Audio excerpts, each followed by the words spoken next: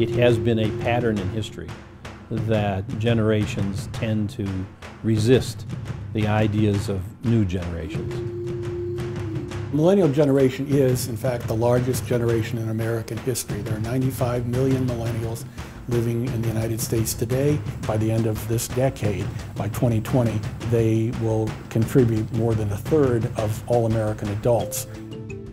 I'm Morley Winograd. I'm Mike Hayes. And we are the co-authors of 3 books on the millennial generation. Our newest book is called Millennial Majority: How a New Coalition is Remaking American Politics.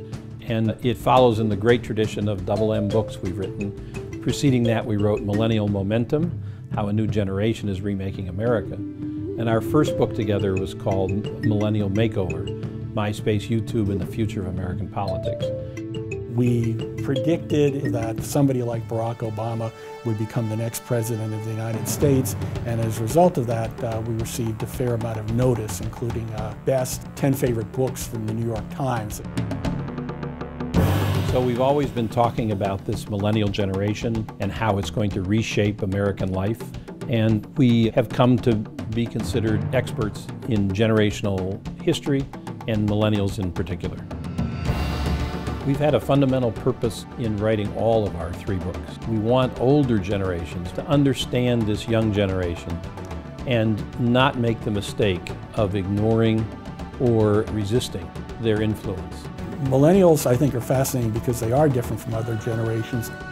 They will remake American society through working with one another to try to come up with win-win solutions to our problems. Millennials are a confident, optimistic, group-oriented generation that believes that you can work collectively to fix problems at the local level. They are such a confident generation and so capable of forming organizations and groups using social media that we think they're going to have a dramatic impact on the future of America.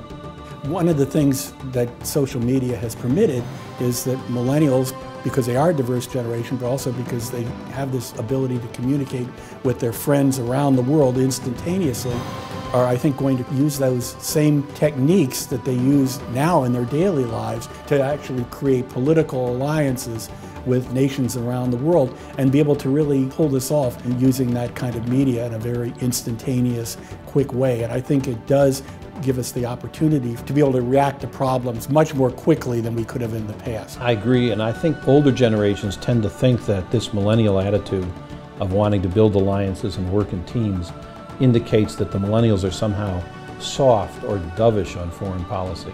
And nothing could be further from the truth. It's the generation whose childhood is most scarred by terrorism, most interested in dealing with that ideological confrontation in a way where America wins. The evidence of that, of course, is when their hero, President Obama, was responsible for the killing of their archenemy and the real villain of their childhood, Osama bin Laden.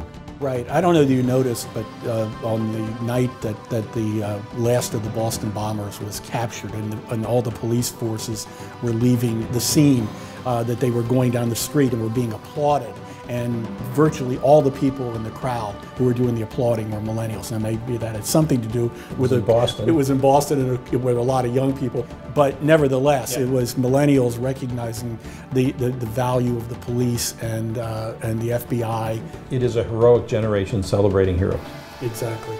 The goal of what we are doing is to help other older generations understand the millennial generation and what it is going to bring to American life and to ease transition from the current America to a millennial America, because I think that will help us as a nation solve the issues and problems that are dividing this country so severely. Our message to millennials has always been that they are America's next great generation. With that potential comes great responsibility. Remember, everything changes. Every generation comes along in American history with a set of attitudes and beliefs that the country needs at that moment in time.